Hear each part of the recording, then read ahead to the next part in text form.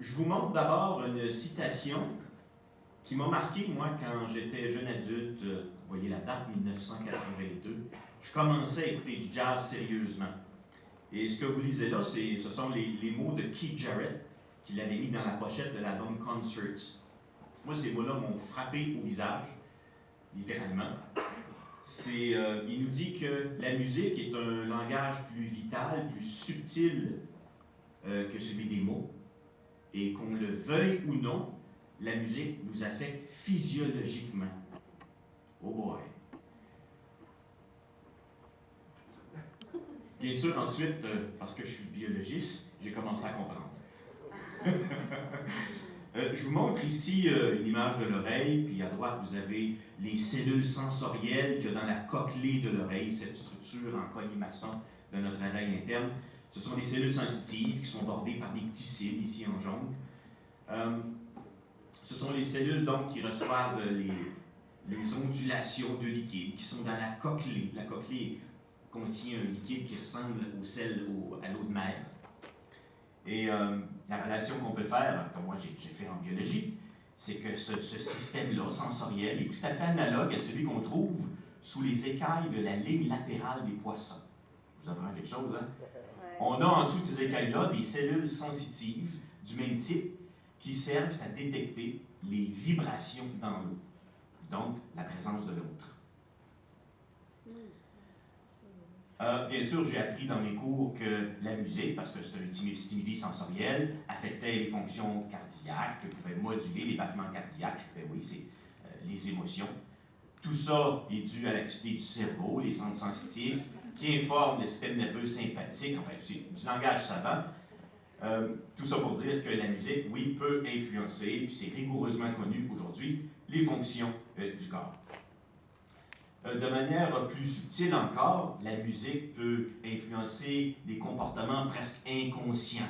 Par exemple, on sait aujourd'hui que les musiques fortes, les musiques basses, pensez au concert rock, à la grosse disco de la semaine passée, les sonorités très très fortes, donc, peuvent influencer les structures de l'oreille interne aussi. Pas celles de la cochlée qu'on avait tantôt, des structures, des canaux semi-circulaires, là c'est le biologiste qui vous parle, vous me direz quand vous serez tanné. Les vibrations sont capables de faire déplacer ces cils et de provoquer de l'ivresse, une sensation de perte d'équilibre. C'est un peu la même chose. Un peu comme quand on se promène dans les manèges. On en sait beaucoup plus encore aujourd'hui sur les effets de la musique qui transforment le cerveau. Écoutez bien, vous avez à gauche des radiographies de cerveau. Sachez qu'un radiologiste expert n'est pas capable de reconnaître un cerveau d'infirmière, de professeur, d'athlète, mais il peut reconnaître le cerveau d'un musicien. Il suffit pour lui, parce qu'il est expert, d'observer certaines structures centrales du cerveau, le corps amyloïde, le corps calleux, corpus callosum, qui est identifié ici. Ce sont des structures qui font les jonctions entre les deux hémisphères cérébraux. Ils sont différents chez un musicien. On comprend aussi que la musique peut modifier la physiologie du cerveau. Sur l'autre image, on vous montre en rouge la réduction de l'activité cérébrale dans le lobe préfrontal dorsolatéral, des termes savants encore, pendant qu'un musicien de jazz improvise. Wow! Et quand on sait maintenant que ces zones du cerveau sont impliquées dans la planification et l'autocensure. Ça fait du sens. Bien sûr, il y a la mythologie qui nous a instruit depuis longtemps des effets de la musique sur les êtres vivants. On se souvient du mythe d'Orphée qui, avec sa harpe, sa flûte, pouvait envoûter les animaux, voire même la bête des enfers. C'est une notion qu'utilisent très bien les cinéastes. Ils savent comment utiliser la musique pour décupler l'impact de l'image. Souvenons-nous de ces images d'Apocalypse Now de 2001, l'Odyssée de l'espace, ou la prochaine fois que vous les réécouterez. Portez attention à cet effet de la musique. J'ai un ami aussi, Alain Robert, qui est aussi animateur à la radio communautaire, qui aime répéter que la musique peut agir de manière aussi puissante sur les foules, sur les masses humaines, aussi puissante que les exploits sportifs, puis même plus que les religions. À voir ces deux images-là, où on entend presque les clairons, les tambours faire déplacer les masses humaines, ça va être porté à le croire un petit peu. Ah, bien sûr, il y a l'anthropologie aussi, qui nous a habitués à ces transes des chamans, hein, qui écoutent de la musique pour franchir la porte d'un autre monde, accéder au monde des esprits. Et puis, moi qui suis aussi féru d'égyptologie, j'ai compris à un moment donné que le concept de son, de musique, était lié aussi à l'état de perfection chez les Égyptiens antiques. Je vous montre deux termes ici qui sont évocateurs. Le premier, c'est makiru. Ça voulait dire voix juste. C'était un titre qu'obtenaient les grands prêtres initiés, les magiciens. Plus tard, le pharaon a eu ce titre-là aussi. L'autre terme est intéressant, néphérou. La traduction littérale serait les belles de beauté en français. Pour mieux comprendre, on va dire les beautés parfaites. C'est le terme qui servait à identifier les dames musiciennes de la cour du pharaon. On peut faire l'analogie aussi avec les geishas de la société japonaise.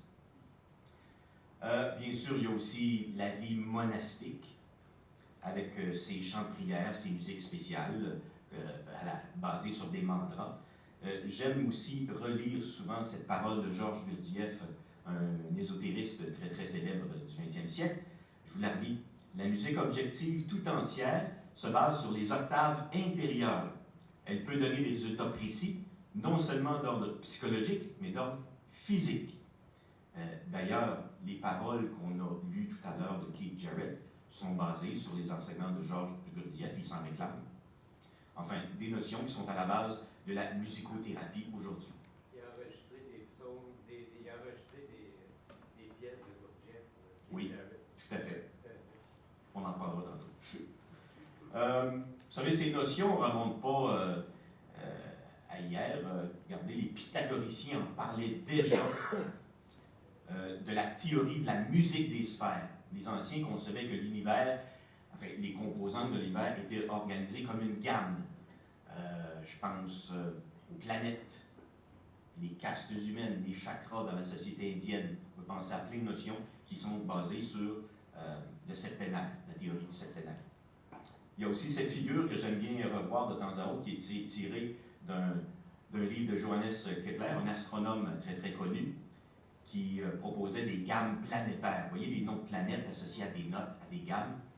Et puis il y avait la maxime aussi, que j'aime bien en bas, Dieu est architecte, géomètre et musicien. Vous voyez ces notions qui dérivent d'un temps très très très très ancien. Au XVIIe siècle, les théories musicales aussi nous ont placé dans l'évidence que les théories de la musique, la façon de composer, n'étaient pas subjuguées à un concept inventé par un humain. Les lois de la musique obéissent aux lois mathématiques naturelles. Donc, ce qu'on peut dire à ce point-ci, c'est que la musique, c'est un art qui satisfait les penchants humains pour l'esthétisme, le plaisir, la quête des sensations fortes, mais oui, bien sûr. Mais l'écoute de la musique, l'écoute attentive d'une œuvre, peut nous propulser vers les grandes questions de la philosophie. J'en veux pour preuve les deux citations que je vous mets ici, de deux grands jazzmen connus évidemment, Duke Ellington, John Coltrane. Duke Ellington nous dit, lui, en bon intellectuel franc-maçon qu'il était, que la musique est aussi immense et infinie que l'univers. C'est une composante magnifique, belle de l'univers. En fait, c'est l'espoir du monde. Concept assez ésotérique. John Coltrane, lui, parce qu'il avait vécu une sorte de rédemption, d'éveil, on va en parler tantôt, avait une conception plus intime, plus personnelle. Il disait que la musique, c'était l'expression spirituelle de ce qu'il était, de sa foi. Et pour lui, jouer de la musique, c'était faire quelque chose de bien aux autres. Sa façon d'influencer les autres et de parler à leur âme. Oui, cette image-là nous place aussi devant l'évidence que le jazz a une histoire dramatique, elle est liée intimement à celle des Afro-Américains. Et puis, oui, tiens, tant qu'à faire, on vous nomme aussi des artistes du jazz bien connus qui ont appartenu à des mouvements religieux ou des sectes. Regardez, des membres de la franc-maçonnerie, Herbie Hancock, un bouddhiste affairé, Chick Corea, membre de l'Église de Scientologie. Donc, les religions, les sectes se sont efforcées de récupérer ces icônes du jazz. Un petit mot maintenant, avant d'accueillir Yannick, sur l'affaire Coltrane. Sa petite histoire, on n'en fera pas quelque chose de très compliqué ce soir. John Coltrane était né dans une famille religieuse et sa carrière a été propulsée au moment où il est rentré évidemment dans l'orchestre du grand Miles Davis. Il avait 29 ans à peine, mais il en fut éjecté presque aussitôt. En 1956, il y avait tellement de problèmes d'alcool, de drogue, que Miles Davis l'a expulsé du band. Il est tombé en dépression, s'est réfugié chez sa mère, et il a vécu un sevrage vrai et un éveil spirituel, c'est comme ça qu'on aime le dire aujourd'hui.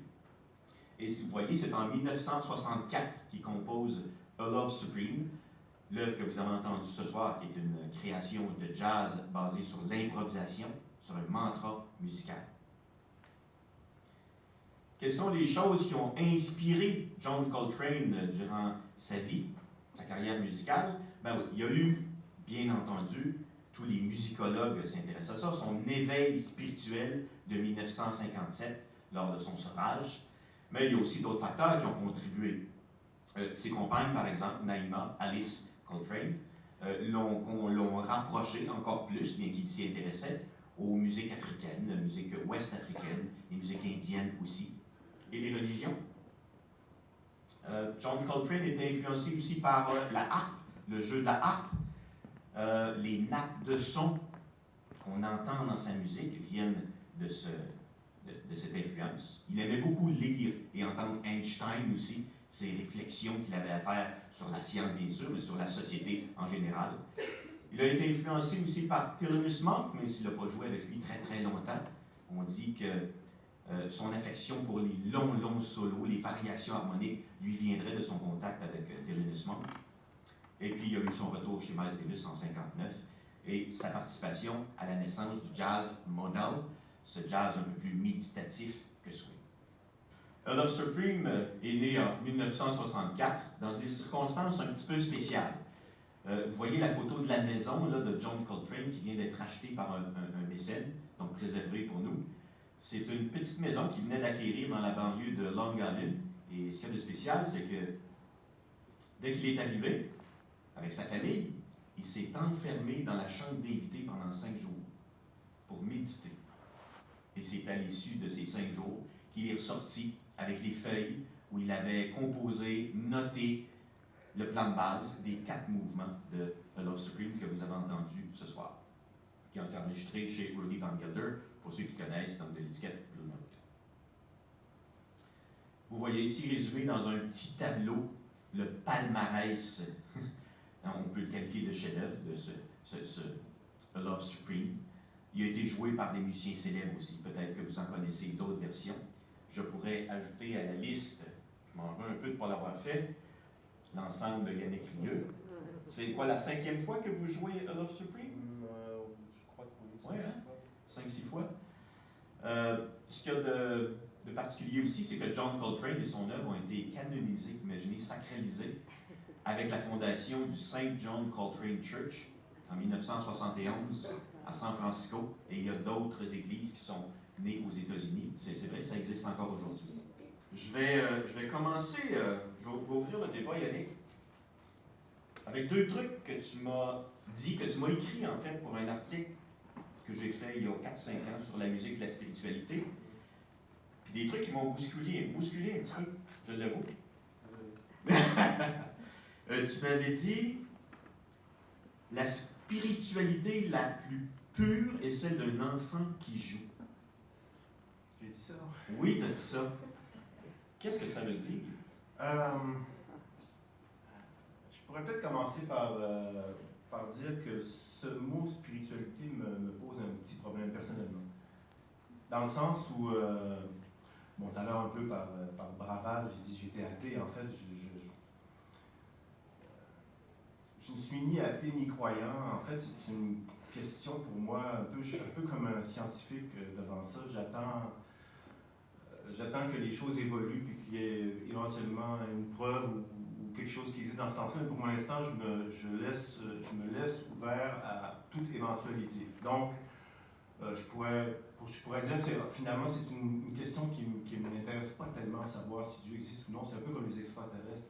Ça ne m'intéresse pas de savoir s'ils existent ou non. S'ils existent, alors oui. Et s'ils n'existent pas, alors non. Ben, voilà, c'est tout. Dans ma vie, ça ne change rien. Et donc, ce mot spiritualité, j'ai fait des petites lectures, évidemment, pour me préparer un peu, mais c'est un sujet qui m'interpelle. Non pas la spiritualité, mais peut-être un peu plus la pensée. Quel est le rôle de la pensée, en fait, pour un musicien au moment où il joue la musique? Tout à l'heure, on a joué la suite. Et c'est drôle, on se parlait entre nous tout à l'heure, on a eu l'impression en fait qu'on a joué peut-être pour une demi-heure alors que ça faisait 50 minutes qu'on a joué. Il y a quelque chose, il y a une espèce de... Est-ce que la pensée joue un rôle dans la musique? C'est plus ce genre de questions-là qui m'intéresse. Si oui, quelle place? Sinon, qu'est-ce qui se passe s'il n'y a plus de pensée? Parce qu'on vit évidemment dans une société où on a mis très haut la pensée, et pour des bonnes raisons aussi. Je pense qu'on peut voir autour de nous tout ce que la pensée a fait au niveau de la technique, au niveau de la philosophie, tout ça. La pensée est allée très riche et est allée très loin dans plein de domaines. Il ne s'agit pas ici de remettre en question la pensée, loin de là. Ça serait un peu stupide de faire ça. Mais de voir est-ce qu'elle a un rôle à jouer partout. C'est ce que je me pose comme question. Et c'est pas le mot spiritualité, c'est juste quand j'ai fait mes lectures un peu, j'ai été voir un peu, dans les lectures, j'ai retiré des mots des textes que j'ai lus, comme on retrouve méditation, prière, gourou, Inde, rituel Tibet, connaissance de soi, libération, extase, rythme nirvana, recueillement, solitude, retraite, secte, illumination, Dieu, âme, éveil, sacerdoce, liturgie, culte, transcendance, apôtre, conscience, mystique, église, moine, yoga, prêtre, intériorité, conversion, intuition, maître, disciple, religion, produit bio. Alors, c'est pour dire que ce mot,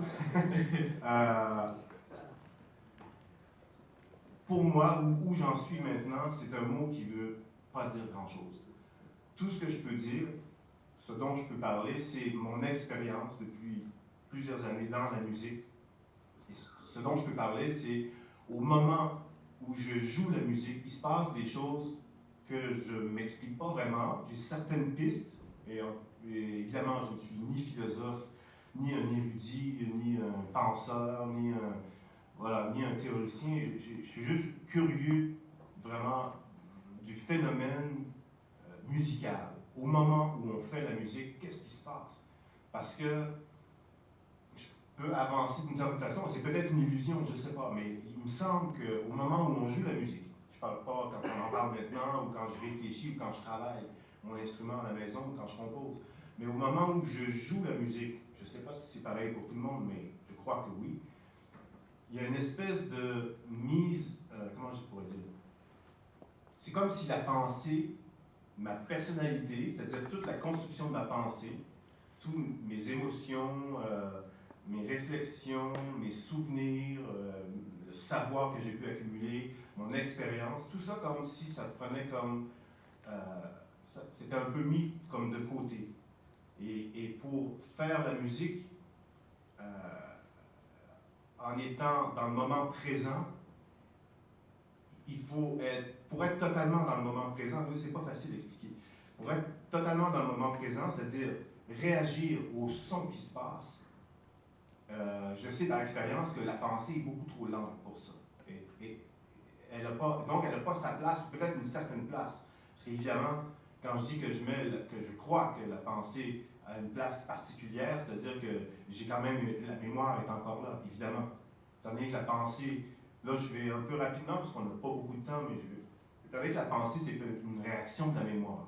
Je crois que tout le monde peut-être tu seras d'accord, peut-être que non, mais en tout cas, j'avance ça. Peut-être que sans mémoire, il ne peut pas avoir de pensée. Je n'imagine pas qu'on peut réfléchir sur quelque chose si on n'a rien en mémoire.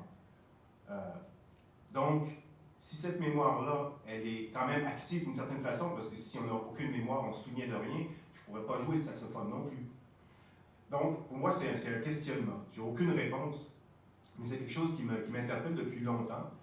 Certainement que je n'ai pas assez lu, parce qu'il y a peut-être des réponses qui existent quelque part très précises et très pertinentes, mais pour ma part, les petites recherches, les petites réflexions que je me fais quand je fais des concerts, je fais juste analyser qu'est-ce qui s'est passé. Il y a en effet le temps qui change, la perception du temps change, c'est évident. On dirait qu'il y a quelque chose qui se raccourcit. Les minutes ne sont plus des minutes, mais elles sont des secondes.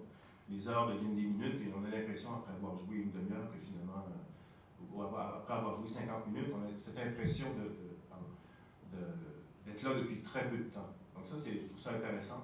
Et ça, c'est une chose aussi que beaucoup de gens, pour revenir à Coltrane, faisaient part de cette impression qu'ils avaient, en tant qu'auditeurs aussi, qu'un concert d'une heure, ça leur paraissait vraiment dans le temps quelque chose de très court finalement. Et donc, je trouve ça juste intéressant comme ça. Je suis certain qu'il doit certainement avoir des réponses des scientifiques qui sont penchés là-dessus ou quoi que ce soit, mais je trouve intéressant le fait que le temps n'est pas forcément pareil pour tous. Il peut être élastique ou se comprimer. Donc voilà, je suis parti un peu loin de ta question, mais c'était quoi la question? La spiritualité la plus pure est celle d'un enfant. Oui, voilà, non, ce que je crois que ce que je voulais dire là-dedans, je pense que c'est suite à une observation, encore une fois, d'une de mes filles que j'avais vue, que je voyais en train de faire un dessin ou peindre, je ne sais plus exactement.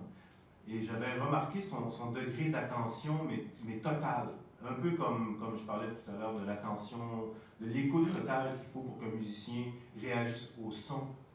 J'irais peut-être même jusqu'à dire que l'action, la perception de la musique devient l'action.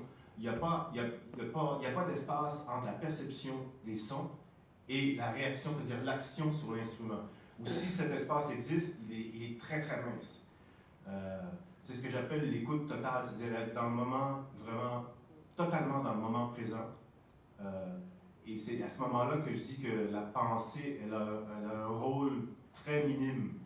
Et je l'ai même remarqué tout à l'heure, dans les moments où il y a quelque chose, quand il arrive des choses, puis on se met tout de suite à réfléchir à qu'est-ce qui se passe. Est-ce que tout de suite on perd pied un peu. Il faut vraiment comme être collé à la musique pour que les choses se passent. Et quand tous les musiciens sont collés, sont concentrés, en fait, c'est pas de la concentration, c'est plus de l'attention qui est plus globale. Quand on se concentre sur une chose en particulier, deux si on est un génie, mais en général, quand on se concentre sur une chose particulière. L'attention est plus englobante. C'est-à-dire qu'on peut être attentif à plusieurs choses en même temps. Donc, la musique, elle a besoin plus de l'attention que de la concentration. Yannick, tu réalises que pour des gens comme moi, on n'est pas musicien, là, je suis virtuose des oreilles, moi j'écoute de la musique, à tous les jours. Puis une chose que j'imagine dans ma tête au sujet d'un musicien, comme vous venez de faire ce soir, ou quand j'écoute un disque de Coltrane, la première chose que je m'imagine, c'est que pour jouer d'une manière aussi virtuose, il faut être dans un état d'hyper-concentration, il faut être branché à ses heures de pratique, ses heures d'études, branché sur ses connaissances intellectuelles. Vous êtes en train de me dire que je me gourre complètement, là.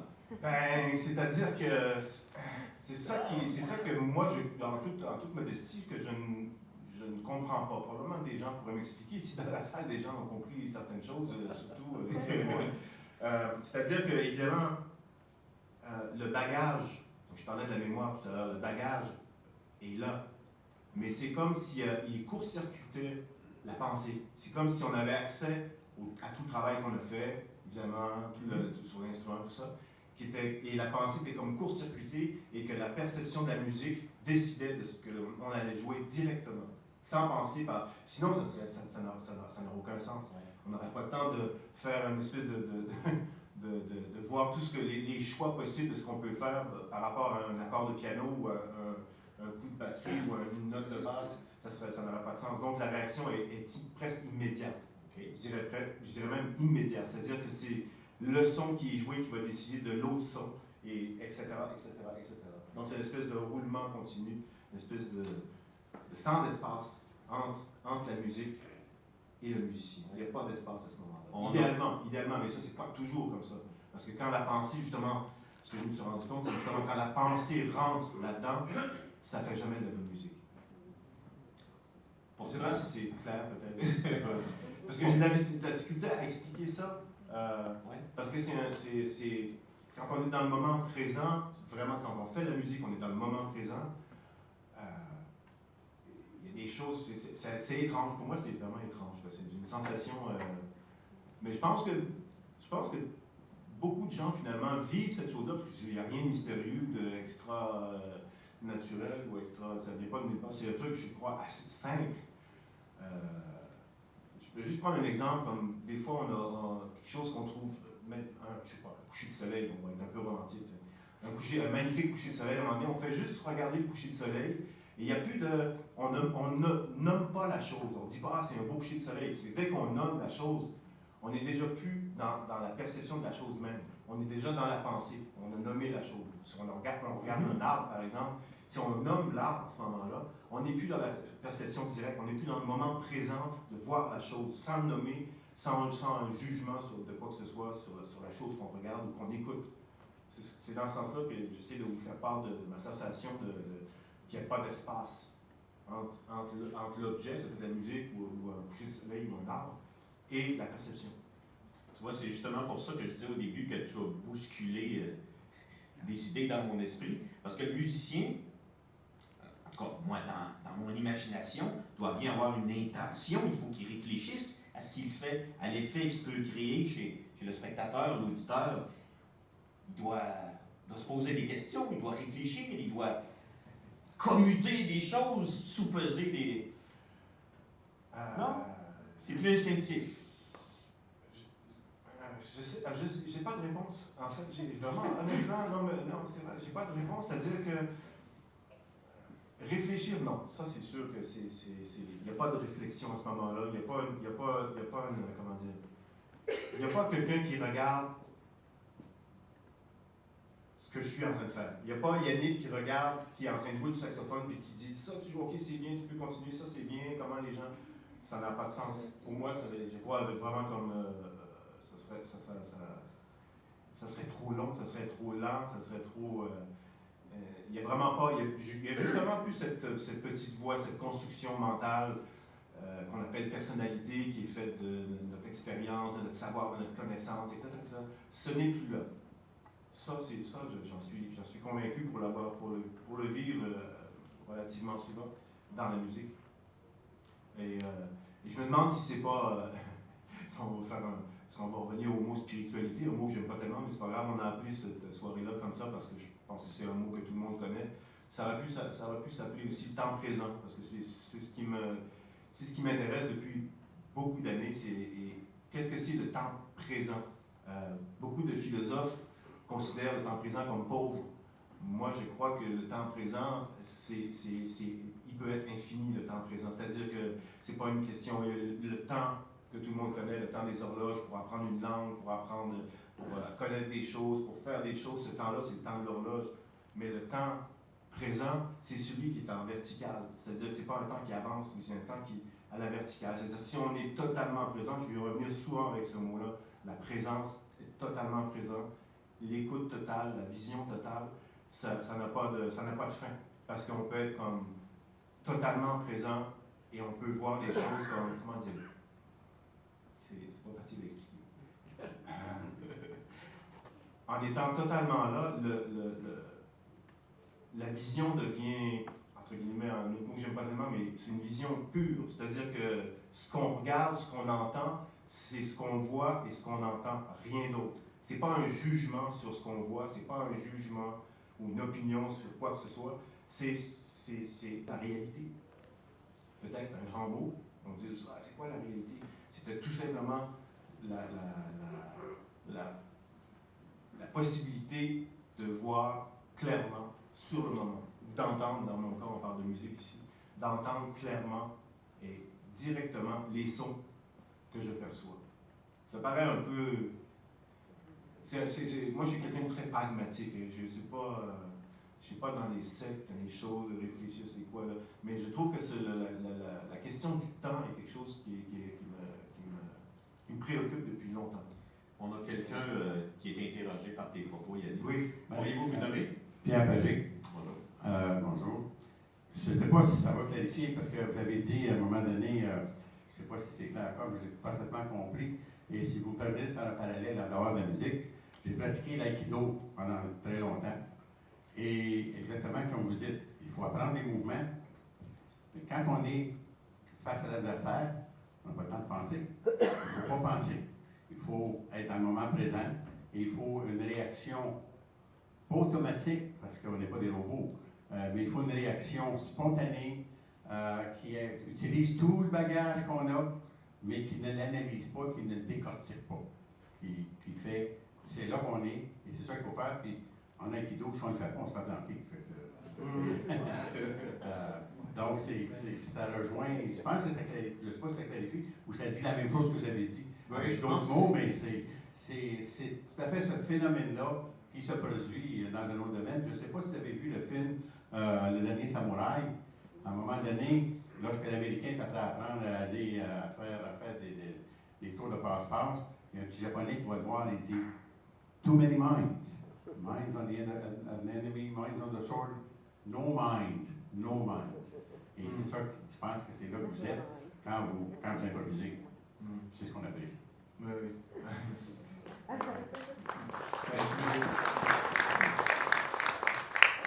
On a une autre question ici. Salut Yannick. Jacques Jorin ici. Ça me fait penser à plusieurs choses. En fait, ce que tu décris, puisque le monsieur décrivait aussi, c'est ce que moi j'appelle la maîtrise. C'est ça la maîtrise pour moi, c'est rien d'autre que ça. C'est le moment où tout le bagage est incorporé et juste vécu, sans avoir besoin d'y penser puis de s'y référer. C'est intégré, autrement dit. Puis il y a les grands musiciens classiques qui font exactement la même chose aussi. Les grands solistes, par exemple, qui se présentent avec des partitions monstrueuses apprises et qui peuvent tout simplement les livrer comme s'ils les improvisaient. C'est ça de la maîtrise aussi. Maintenant, un autre aspect de la question pour amener peut-être ça à la spiritualité, puis ce que je pense qui est totalement... on a tendance à penser le mot méditation strictement en fonction d'un arrêt complètement et d'arrêter de faire quoi que ce soit et juste être dans le moment présent. Mais pour moi, la méditation, on peut méditer en faisant quelque chose. C'est une question d'attitude, beaucoup plus qu'une question d'arrêt de quoi que ce soit. Je pense que c'est le même état, en fait, la méditation, que l'état que tu décris et que l'état... moi, je l'ai vécu à d'autres niveaux, dans d'autres circonstances, mais quand ça m'est arrivé, je me suis dit, tiens, pourtant, je ne suis pas en train de méditer, puis je suis en train de faire complètement d'autres choses, puis je me suis rendu compte que j'étais dans le moment présent, plus de pensée, plus de pensée parasite, ainsi de suite. Alors, c'est ce que je voulais dire. Puis quand tu parlais de concentration, moi je parlerais plutôt d'hyperfocalisation.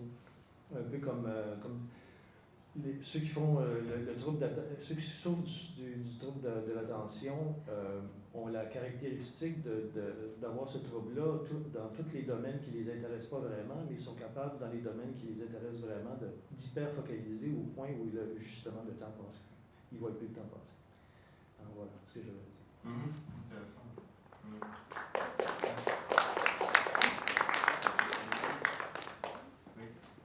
Bonsoir, Sylvain Baillet, je suis physicien, juste pour vous donner réponse, mais pour peut-être donner le biais avec lequel je vais essayer de participer à la discussion. Déjà, bravo pour l'interprétation de la pièce et de la suite, à vous et à vos musiciens.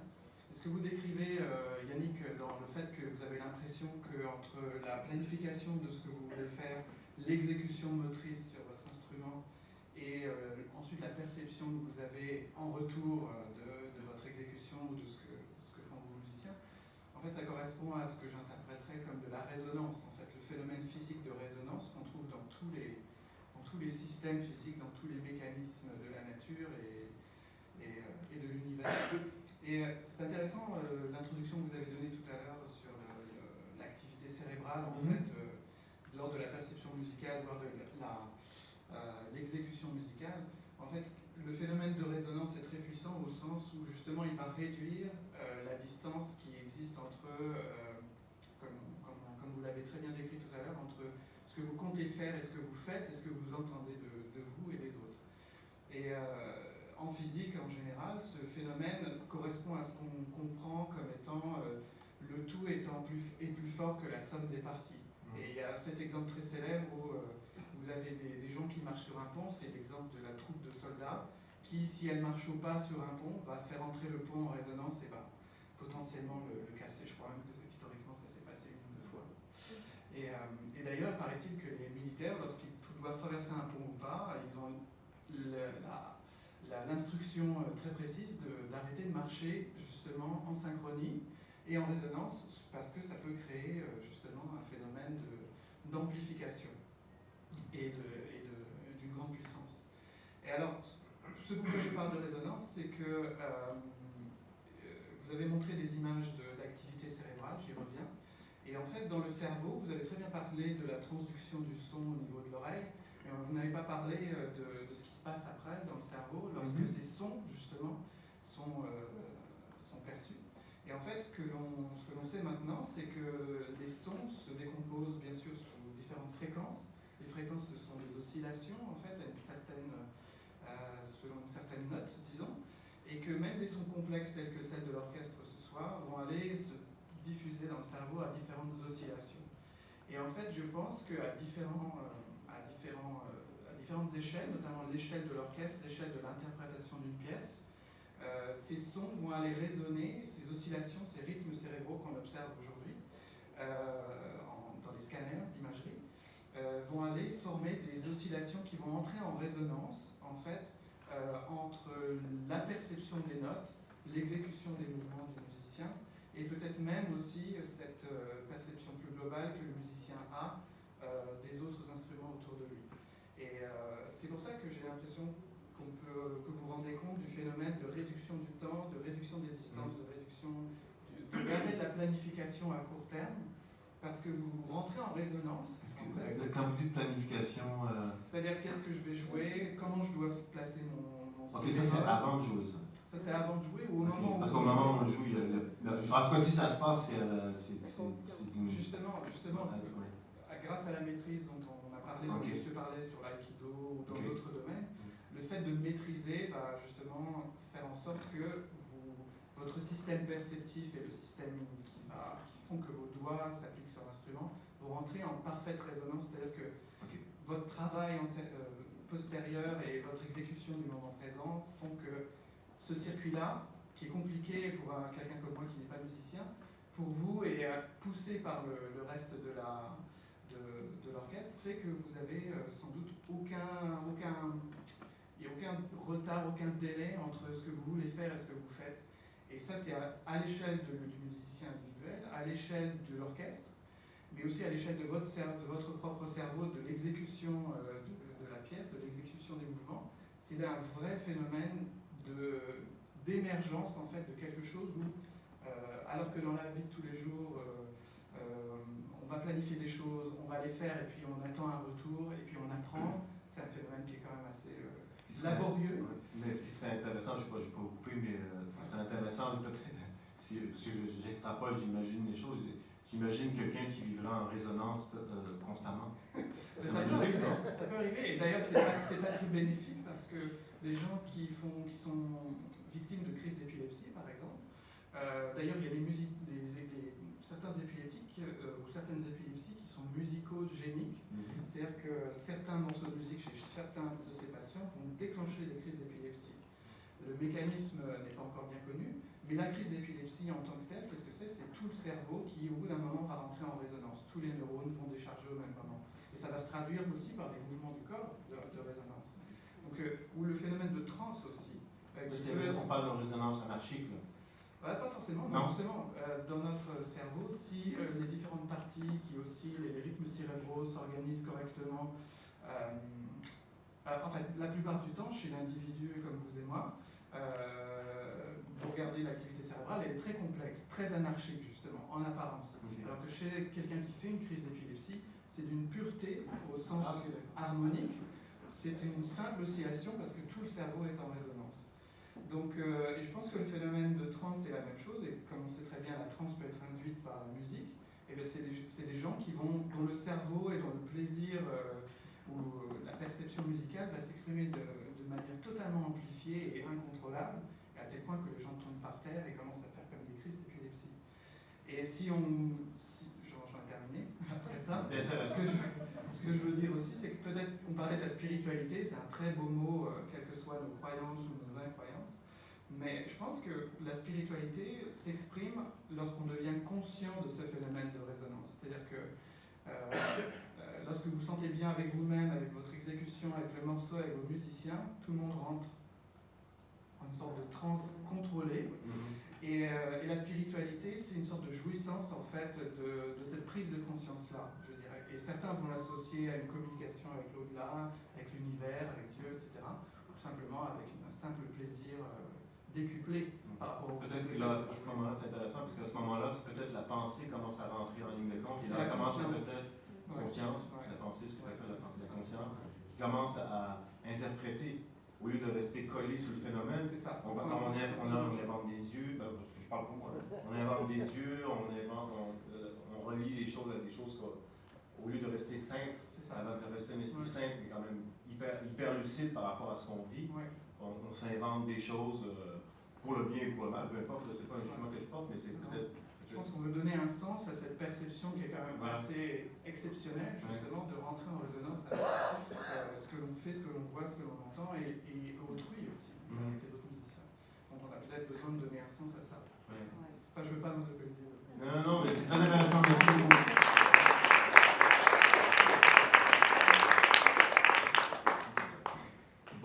Oui, j'ai une dernière petite question.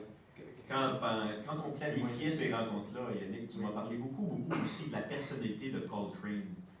Quand on évoque sa vie, son existence, ses exploits, on a tendance à le déifier un petit peu. Tu m'as décrit quelque chose à un moment donné qui basait beaucoup son jeu, son interaction par sa souffrance. Il y avait le mot souffrance dans ta réponse. Qu'est-ce que tu voulais dire par ça? Faut que je me souvienne. Oui, je me demande jusqu'à quel point la souffrance, je ne fais pas de misérabilisme ici, jusqu'à quel point la souffrance n'a pas une relation avec la passion de ce qu'on fait. Moi, si j'ai lu, pas énormément, mais ce que j'ai lu, il m'est arrivé très souvent de lire des biographies, des gens, comment ils ont fait les choses, entre autres des artistes, mais même dans d'autres domaines. J'ai vu souvent une relation entre des gens hypersensibles, donc forcément une souffrance qui vient avec ça. Vous avez qu'à regarder autour de vous, il faut vraiment être insensible pour dire non, c'est bien ici, la société, ça va, tout va bien. Les gens un peu sensibles se rendent bien compte qu'il y a une espèce de chaos qui est de plus en plus monstrueux qui se passe autour de nous, l'évolution, qui est une involution, on va dire. Les choses, quand on regarde un peu, surtout avec Internet, l'information très facile, si on regarde maintenant dans le monde, les choses, c'est monstrueux ce qui se passe, c'est incroyable. Donc, cette souffrance-là, qui n'est pas une souffrance personnelle, forcément, c'est une souffrance de voir comment les choses, on peut imaginer, je ne vais pas faire de romantisme ici, mais comment ça pourrait être, quelle magnifique planète on habite, c'est fantastique, c'est incroyable où est-ce qu'on vit, et qu'est-ce qu'on en fait de cette soi-disant, on va dire, liberté dans les pays occidentaux ou ailleurs, qu'est-ce qu'on en fait? Ce gaspillage incroyable, monstrueux, et c'est innommable, quoi. Donc, cette souffrance qui n'est pas une souffrance personnelle, c'est pas dire « je ne sais pas comment payer mon... » C'est pas une petite souffrance, c'est une souffrance plus globale, je dirais. C'est pour ça que ça me faisait dire que, d'abord, le lien entre cette souffrance qui n'est pas personnelle et une passion, c'est-à-dire que cette souffrance nous fait développer des passions qui peuvent être des fuites. Attention, hein, je veux bien être honnête ici, là, parce que souvent, cette passion-là peut être transformée en fuite, c'est-à-dire on ne veut pas voir, on n'a pas de moyen d'avoir un impact sur cette réalité qui est terrible. Donc on fuit dans plein de choses. Bon, ceci dit, la fuite, ça peut être, les fuites les plus qu'on connaît, les premières qui vont venir, c'est la drogue, l'alcool, ces choses-là. Mais la musique, la religion peut être une fuite. Croire, ça peut être une fuite aussi. Donc là, chacun s'interroge sur ses passions. C'est Brel qui disait qu'il faut être honnête avec ses passions. Je comprends très bien ce qu'il veut dire, parce qu'il a dû voir ça un peu autour de lui s'il observe. Il voit beaucoup de gens qui fuient. Et ça, c'est terrible, parce que c'est peut-être pour ça qu'on est dans une situation si terrible. C'est peut-être parce qu'on fuit.